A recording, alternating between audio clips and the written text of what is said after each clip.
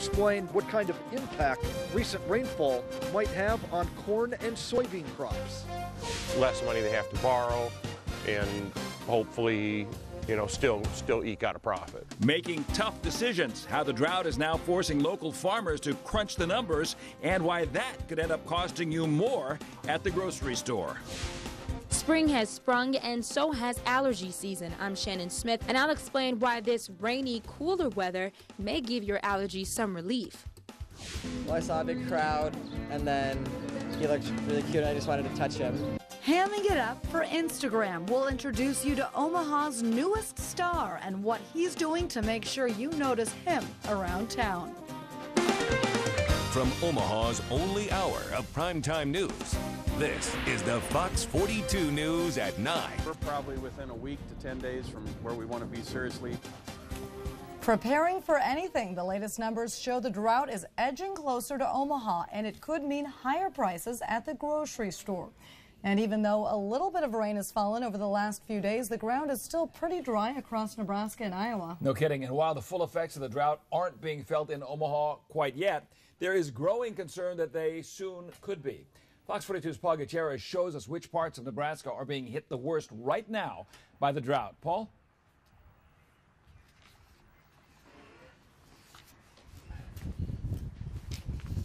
You know, Monty, it doesn't take much to spot a drought. In fact, dry and sandy conditions just like this are often a sign that the soil is in need of moisture. Now, fortunately, the Omaha area is not in a drought zone per se, but it is a lot closer than you might think.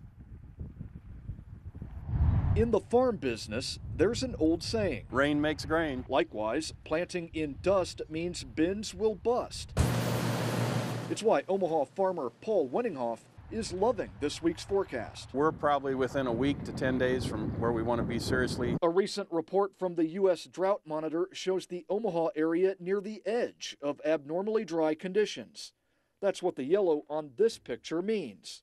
As someone who plants corn, the wet weather is happening at the perfect time for Wenninghoff. What's beautiful is if we were to get an inch or two of rain in the next 3 to 5 days and it come over a very slow period, it has a chance in our heavy, dense clay soils to kind of soak in a little bit better. If predictions hold true, it will decrease the likelihood of higher grocery bills soaking in. We're in really pretty good shape, ready to roll. Something farmers in central Nebraska and throughout most of northern Iowa wish they could say.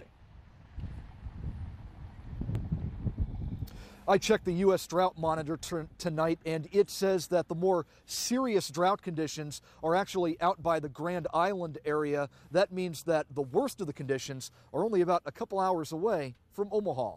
Monty? And as you say, it could be getting worse. All right, Paul.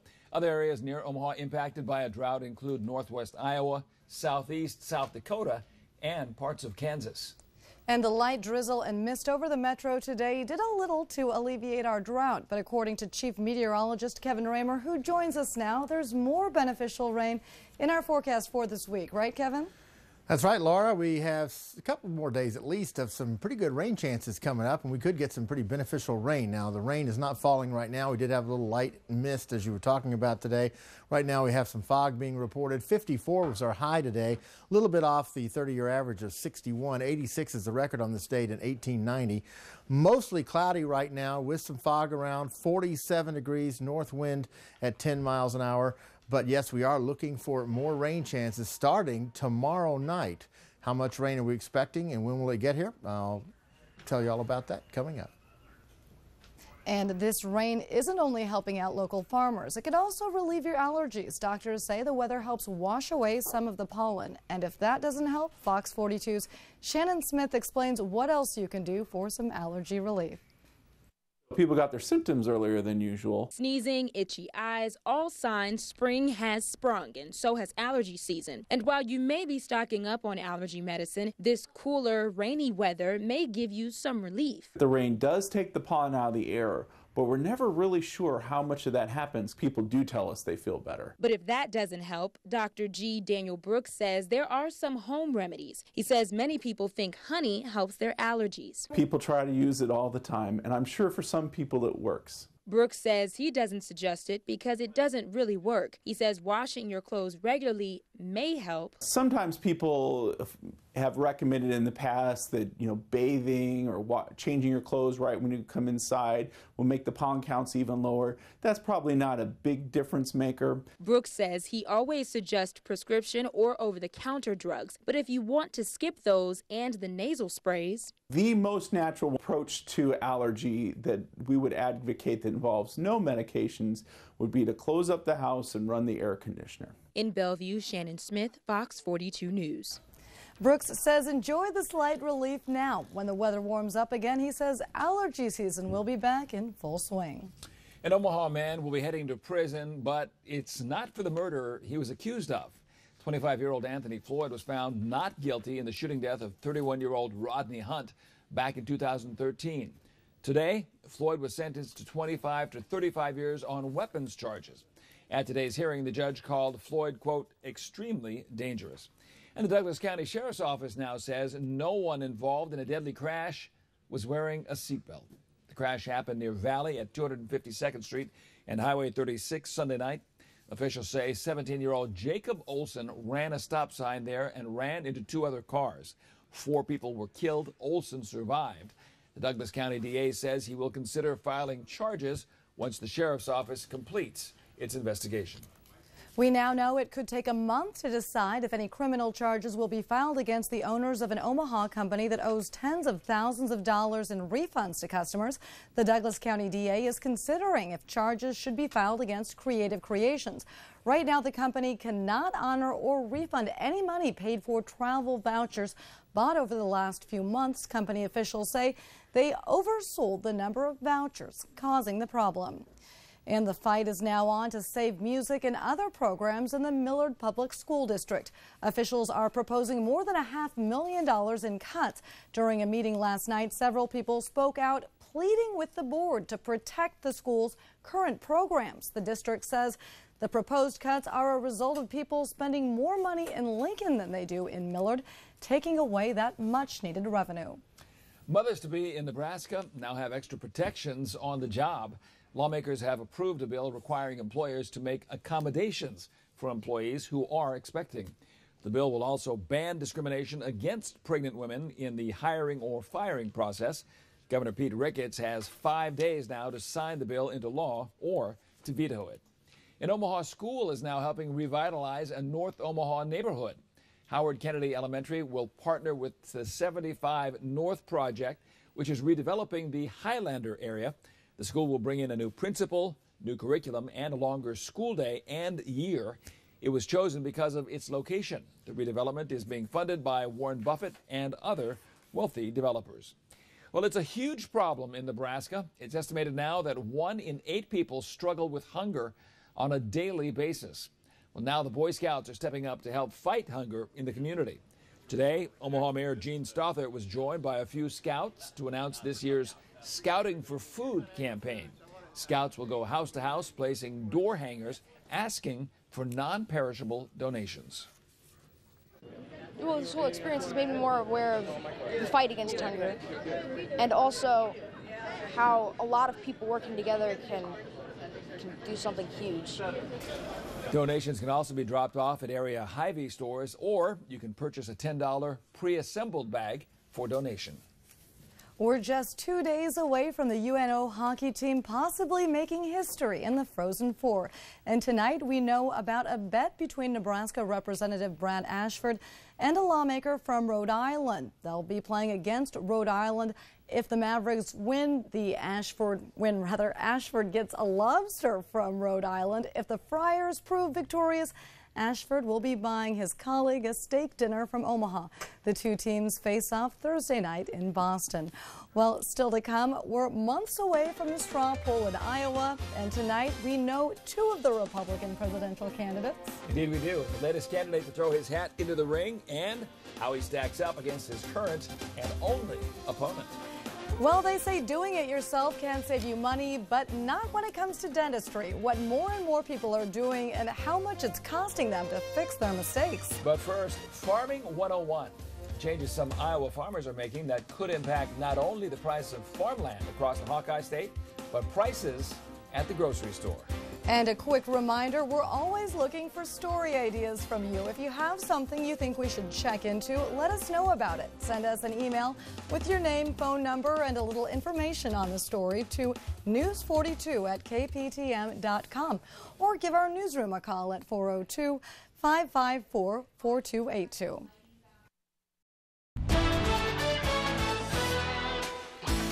The University of Iowa is preparing to expand its ban on tobacco use on campus. Currently, the university prohibits the use of cigarettes or cigar smoking on the UI campus. Beginning August 24th, that ban will include e-cigarettes, chewing or smokeless tobacco, snuff, pipes, and hookahs. The policy change comes after months of study and careful consideration by a working group looking into the issue. And as we get closer to May, farmers are getting their fields ready for planting. But this year, the finances of farming are working against them. Land prices have been falling by record amounts. Reporter Kevin Berry from Fox 42 sister station KGAN in Cedar Rapids explains what it means in the fields and at the grocery store. John Airy and Steve Swanka aren't looking to sell the land their families own and operate, but the going rate for it still matters.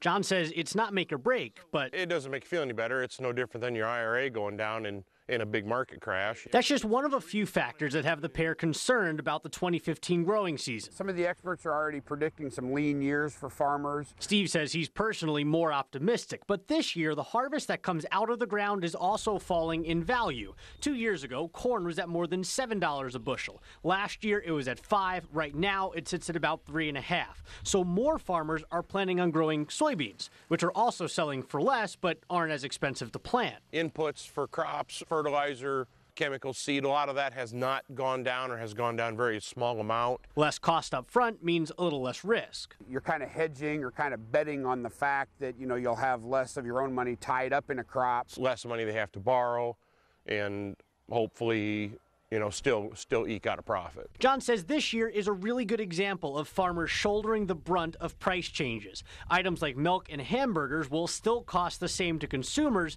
for now at least, but farmers will see less of that money than they did a year ago. Should prices in the grocery store adjust a little bit?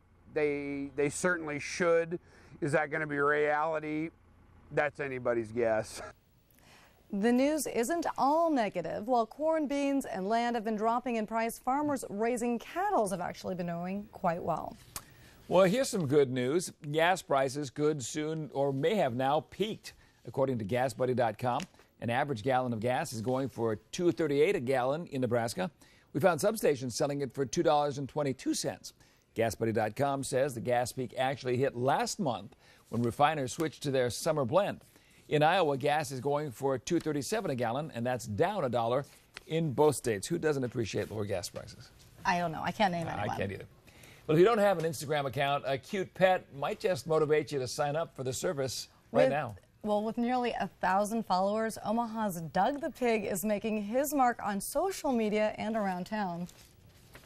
This little piggy is from Midtown, but when he goes to the old market and other places, he draws a huge crowd. Well, I saw a big crowd, and then he looked really cute, and I just wanted to touch him, and he sniffed my hand, and it was pretty cool.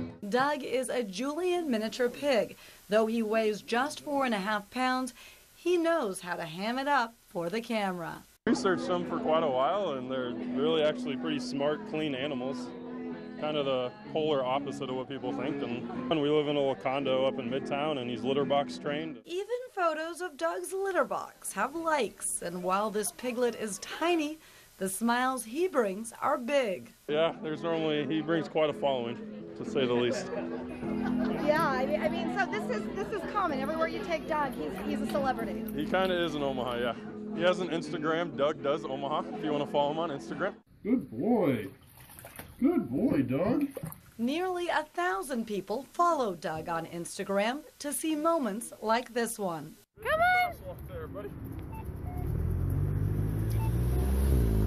Good piggy. Just met so many people when we're like out and about, and they all want a picture of him or with him. So we thought it would be fun to start him one of just kind of showing how he grows and stuff he likes to do. So yeah, it's fun. He was really small. He was cute and fluffy, I guess.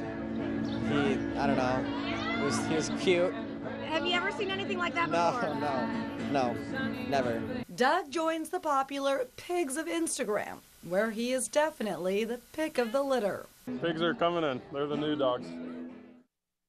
And Doug is so popular that within the past few weeks, he's gotten more than 100 new followers, and that includes myself. Doug's owners are hoping to use Doug's special talent of making people smile to bring joy to nursing homes and hospitals as a therapy pet. And I didn't think I was going to say it, but Doug is pretty cute. he is all day. People in the newsroom have heard me oohing and eyeing over him, but He is. he's Got to adorable. admit it. He is. I can see why people like him as pets. And you know what he eats?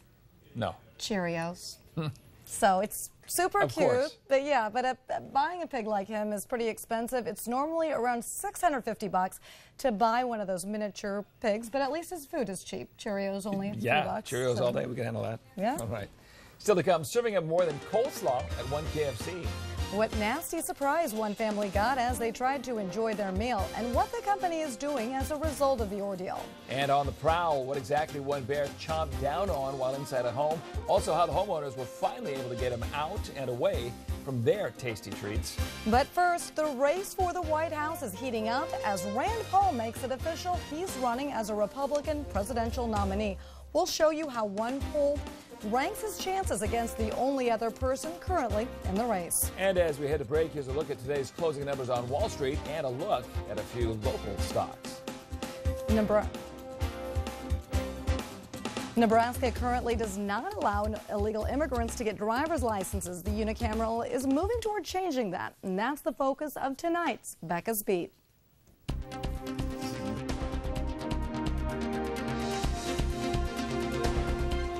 What I'm about to say is going to make a lot of you mad, and I want to take it nice and easy now. Remain calm. Don't throw anything at the TV. But Nebraska is doing the right thing by moving forward and working towards allowing illegal immigrants to get driver's licenses. I said don't throw anything. No matter what side of the topic you're on, illegal immigration is an emotional issue. It's one politicians use to raise funds, generate support, and use against their opponents.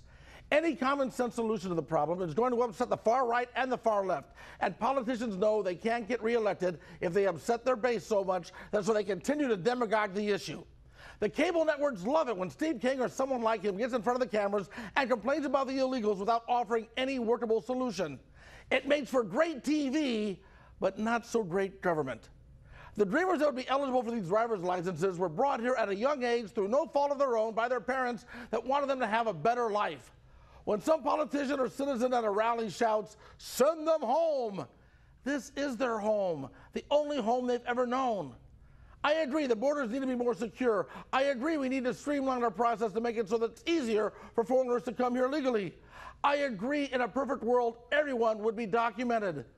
But we don't live in a perfect world, which means that sometimes we need to find somewhat imperfect solutions to difficult problems. And those problems don't get solved by shouting and refusing to compromise. When it comes to illegal immigration, let's tone it down a notch, look for some real common sense solutions to the issue. Think of the wear and tear you'll save on your shoes and your TV.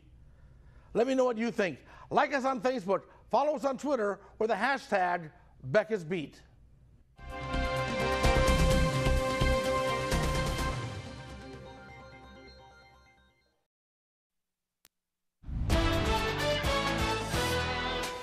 The race for the White House is heating up as another Republican candidate has now entered that race. Senator Rand Paul says he's ready to fix Washington and, in his words, rescue a great country now adrift. As reporter Steve Nannis from Fox 42 News partner CNN explains, a third candidate could soon heat up the field. The Republicans have a second candidate for president. We've come to take our country back. First-term Kentucky Senator Rand Paul is throwing his hat into the presidential ring. The conservative libertarian made his announcement official at a rally in Louisville. I am putting myself forward as a candidate for President of the United States of America. And he's not wasting any time. He's kicking off a 4-state campaign swing through New Hampshire, South Carolina, Iowa, and Nevada. Paul is an eye doctor and son of former Texas Congressman Ron Paul, who ran for president 3 times. The momentum has been continuing. His father had a small but passionate following among libertarians, but he never gained enough support within the Republican Party to make a serious run. That's a mistake Rand Paul hopes to avoid. This message of liberty is for all Americans, Americans from all walks of life. The message of liberty, opportunity, and justice is for all Americans. Paul joins fellow Senator Ted Cruz as the only major Republican candidates to formally announce their campaigns. A recent CNN ORC poll showed Paul near the top of the GOP pack with 12% of the vote. It should have been an easy answer. In 2013, Paul held a 13-hour filibuster on the Senate floor, protesting the NSA's collection of phone records. In what will likely be a crowded Republican field, Paul hopes his unique voice stands out. I'm Steve Nannis reporting. In the Wall Street Journal NBC poll, Paul leads Cruz by 9 percentage points as more acceptable to primary voters. Deliberations continue in a couple of high-profile trials in Massachusetts. Jurors are considering the 30 charges against Boston Marathon bomber Dzhokhar Tsarnaev, whose lawyers say he took part in that bombing because he was controlled by his older brother. Meanwhile, jurors have begun considering the murder charges against former NFL star Aaron Hernandez. His lawyer acknowledged for the first time in closing arguments today that Hernandez was at the scene of the killing of Odin Lloyd and saw it happen. A Michigan dog is now recovering after being shot in the head with an arrow. By all accounts, veterinarians say Gemma should be dead. The 2-year-old retriever mix stumbled up to a home in Detroit last Monday after her owner shot her in the head with the arrow. Right now, Gemma is not up for adoption, but an animal control officer says it's possible that may change as she heals. An explosion at a power station Tuesday left the White House, the Capitol, and the State Department briefly without power today. It was part of a widespread outage in Washington and its suburbs. That power has since been restored. The Department of Homeland Security says there was no immediate reason to believe the blackout was terror-related or a criminal act. A tall order for President Obama today as he began trying to sell a deal on nuclear negotiations with Iran to Congress and the American people. But as Fox 42 News senior political reporter Scott Thuman shows us, he is feeling the heat from both the left and the right. We are so much better if we have this deal in place than if we don't. President Obama quickly firing back at critics who say the deal with Iran could endanger the rest of the world, like potential presidential candidates Rick Perry or Scott Walker, who say if elected, they'd immediately revoke it. It would be a foolish approach to take, and perhaps Mr. Walker, after he's taken some time to bone up on foreign policy, will feel the same way. He's also working to ease fears of some Israeli leaders worried it'll only embolden their enemy. What I would say to the Israeli people is, you are right to be suspicious of Iran. Obama's biggest challenge, though, convincing Congress, especially over lifting sanctions, even Democrats leery of the president's plan. How will they dilute their stockpile from 10,000 to 300? That is not yet known. How will the sanctions relief that the U.S. and other nations provide, how will that be phased? This drafting process is going to be really, really tough. The analogy I used is it's sort of like you've signed a contract for to purchase a home, but you've still got the appraisal, the inspector. Got to make sure that there isn't some kind of environmental disaster on the land. Which may mean a series of close calls here on the Hill. The president's biggest sell, unprecedented access for inspectors, the removal of some weapons-making material, and perhaps most importantly, the ability to slow the process if Iran decided to break the deal and try and build a bomb. Currently, it's believed that would take months. The president says that might change to about a year. On Capitol Hill, I'm Scott Thuman. An Oklahoma family now has a story to tell about how they got an unexpected show with their meal at a KFC. And the video shown at the restaurant wasn't exactly G-rated. Here's what happened. A couple and their 2 6-year-old kids went to a KFC last week for that meal when all of a sudden a pornographic movie began playing on a TV inside the restaurant. The risque show lasted less than a minute. Fortunately, a quick-thinking manager unplugged the TV where the video was being shown. Managers at the restaurant are now looking into exactly how that incident happened. It could have been something as simple as a rated G movie that was playing previously, and then, it just got left on. The couple says that they hope no one loses their job over the ordeal, and KFC has since apologized for that incident. Well, saving money in the short term could end up costing you big in the long run, at least when it comes to medical work. No kidding. What some people are doing these days that have many saying, ouch, and how much money they're shelling out to fix the mistake. And it kind of sounds like a mixed up fairy tale. Why it wasn't Goldilocks, but a bear that walked right into a home, what he ate, and how he scared the homeowners, or how the homeowners rather scared him off. And take it from these little guys. You might want to get your rain gear ready because more rain is on the way. Your forecast is next.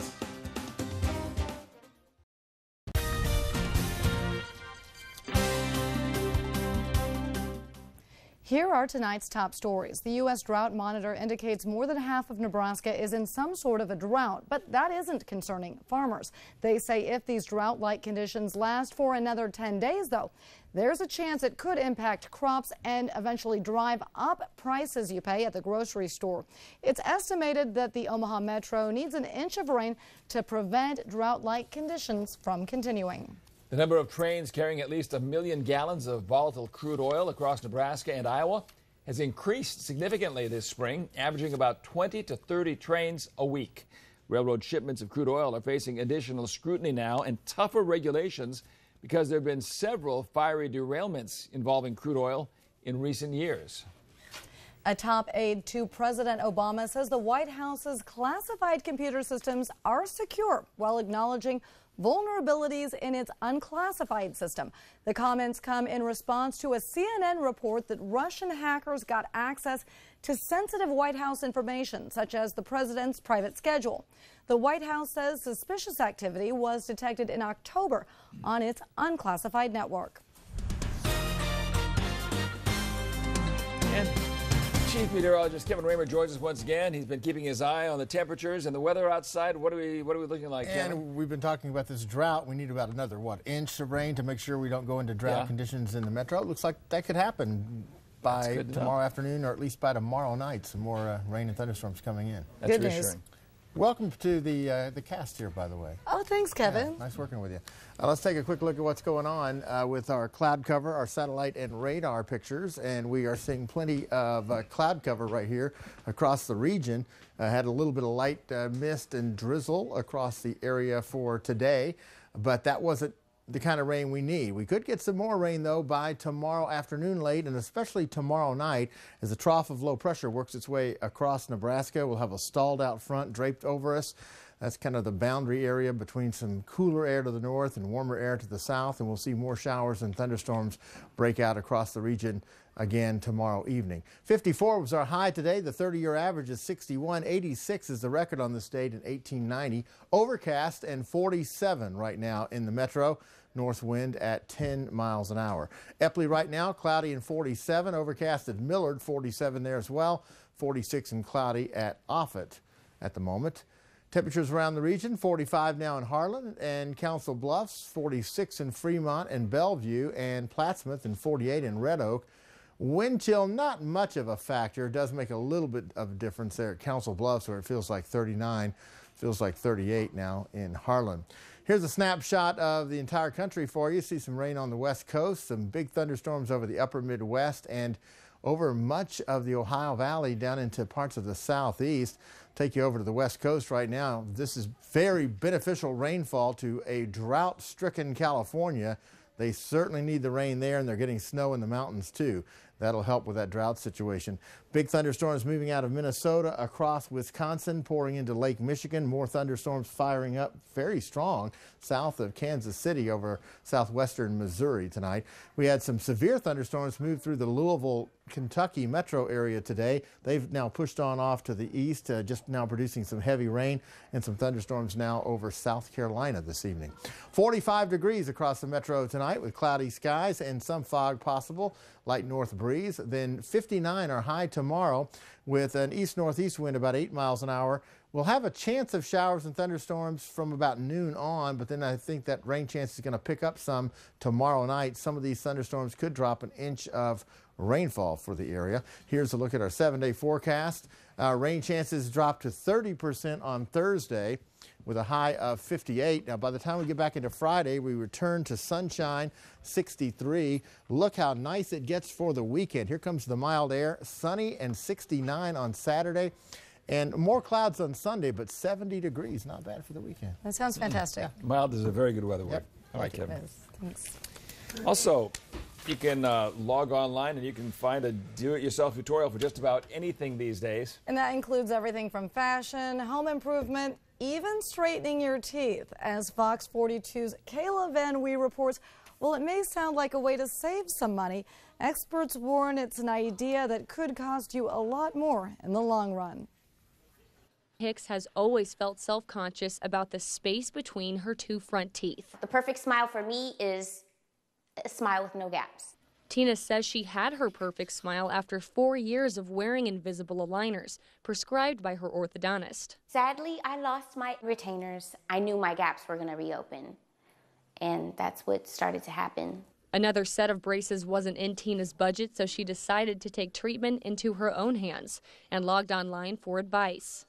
A quick internet search of terms like do-it-yourself orthodontics will reveal thousands of YouTube videos, some with hundreds of thousands of views, which suggest moving teeth with inexpensive items like clear hairbands, elastics, paper clips, and dental floss.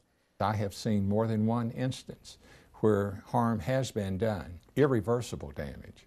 I also can assure you that with the internet and the availability of information that's out there for a lot of consumers, that there's going to be more occurring if the advice that's out there is followed. That's because even if teeth and gums appear healthy on the surface, there can be underlying problems that affect treatment. Tiny elastic bands pitched online as gap bands are considered one of the most dangerous quick fixes. The tooth is shaped like an ice cream cone. That rubber band, as it goes up the teeth, it pulls that tooth out of the bone, which can lead to permanent loss of teeth and expensive and lifelong dental problems. If cost is an issue, Dr. McCamish says most orthodontists will work with you on a payment plan to fit your monthly budget. We're dealing with a medical procedure. We're dealing with how a person is going to be for a lifetime. This is not today and tomorrow. This is forever. For now, Tina's learning to embrace her gap. Kayla Van Wee, Fox 42 News. It is tough to believe people actually follow those tutorials on teeth straightening. Dr. McCamish says most orthodontists do offer those free consultations, so it's a good way to find out just how much you could end up paying. But there's now even more of a reason to get up and get moving in the morning. A new study suggests huffing, puffing, and getting sweaty is key to avoiding an early death. Researchers in Australia found those who exercise vigorously for more than 30% of the time reduced their risk of dying by 13%. A new study reveals that using Facebook could lead to symptoms of depression. Researchers at the University of Houston found that Facebook users felt depressed when comparing themselves to others. However, they say the findings do not mean Facebook causes depression. The researcher says she hopes that these findings will help people understand that technological advances can lead to good and bad consequences. And speaking of depressing consequences, a woman has asked her husband for a divorce over Facebook. And at least one judge says it's perfectly legal. Eleonora Baidu tried for years to divorce her husband, but her lawyer says he didn't have a fixed address or workplace, so she simply used Facebook. A judge in New York who called the move legal also called it, quote, the next frontier of divorce. If the woman's husband doesn't respond to that Facebook message, the judge says he'll grant her a divorce by default. Call it Goldilocks in reverse. A Florida homeowner woke up to find a black bear in her kitchen last week. As reporter Brian Anderson from Fox 42 News partner WBBH explains, he enjoyed a sweet treat, then showed up again on Saturday. Bella Terra is usually a quiet community. But this weekend, everybody's buzzing about it. All the commotion started Friday morning. Caroline Tidwell woke up to what she thought was her husband getting ready for work. It almost sounded like the Venetian blinds were off track and somebody was trying to put, so it was like tick, tick, tick, tick. Turns out it was a 300 to 400 pound black bear. He was making slobbering noises and bear noises. So Tidwell feared the bear was eating one of her cats. They were safe, hiding on top of the kitchen cabinets. The hungry animal must have a sweet tooth. It was after the family's Easter chocolate. I could have literally reached out and touched him. So I said, there's a bear in the house. I am not joking. Wake up right now. She scared it away, only for a day. Saturday morning, it showed up again. We opened the window and just banged on the pot and said, go away, bear, and he went away. Tidwell snapped this eerie cell phone picture. Check out the size of its shadow across the street. It went boom. I heard a boom sound. The Anderson family also got a rude awakening. It's the first time it's happened. We've heard about it before, but we were actually, frankly, my wife was more afraid of alligators. FWC says bear sightings are typical this time of year. Springtime means bears are hungry, and they'll take what they can get, even if it's a bowl of chocolates in your living room. Very blessed and very lucky, because this could have been a lot worse. The Florida Fish and Wildlife Conservation Commission has proposed that about 275 black bears be killed in mid-October. Officials want to reduce the risk of dangerous interactions, they say, between bears and humans. And Ralph Wood is here now with all of the sports. Go away, bear. That was working. That's what worked. You heard it right here. Okay, coming up in sports, the Duke men's basketball team gets a big welcome home after last night's big win. We'll hear what Coach K had to say about his latest national champs. Sports is next.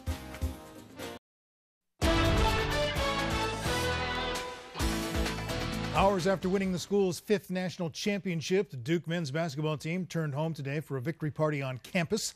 The Blue Devils rallied from a 9-point deficit to beat Wisconsin's Badgers last night in Indianapolis, 68-63. Duke used a 10-0 scoring blitz late in the game to ice it. Players and coaches got a hero's welcome as they entered Cameron Indoor Stadium in North Carolina, where fans were waiting. Head coach Mike Krzyzewski reflected on his latest championship team. My guys have been an absolute joy to coach. I agree. And every day has been really good. I mean, really good. And there's certain things that we have done throughout the year to get our team motivated. But for the most part, this team has motivated itself. Sometimes the whole team has played well right away, or it seems like different individuals have stepped up.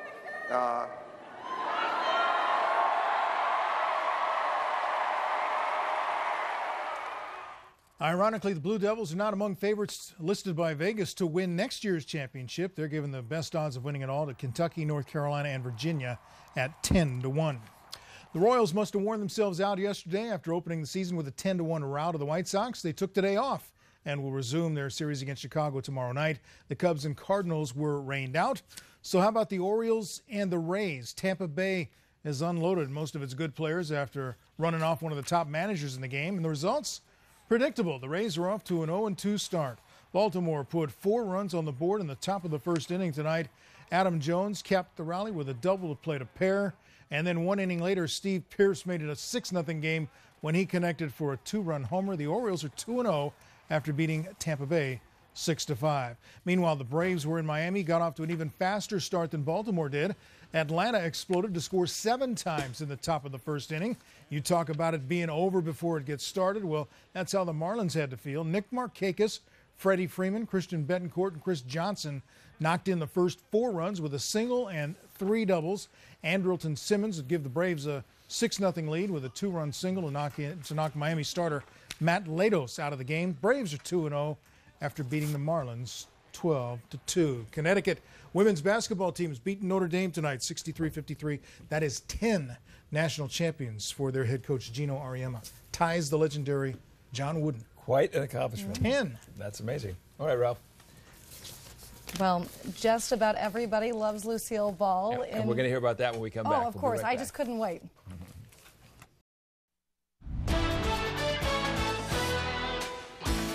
Well, just about everybody, including me, loves Lucille Ball in her hometown of Celeron, New York. Yeah, but not everyone is in love with a statue that was built in her honor at a local park.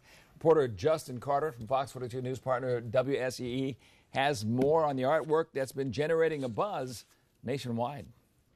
The answer to all your problems is in this little bottle, Vitamita Vegemin. But we're not sure Vitamita Vegemin can fix this problem. Her face kind of like, it's kind of like a zombie almost. Oh my gosh, what is it? Let me put my glasses on, I can see it better even.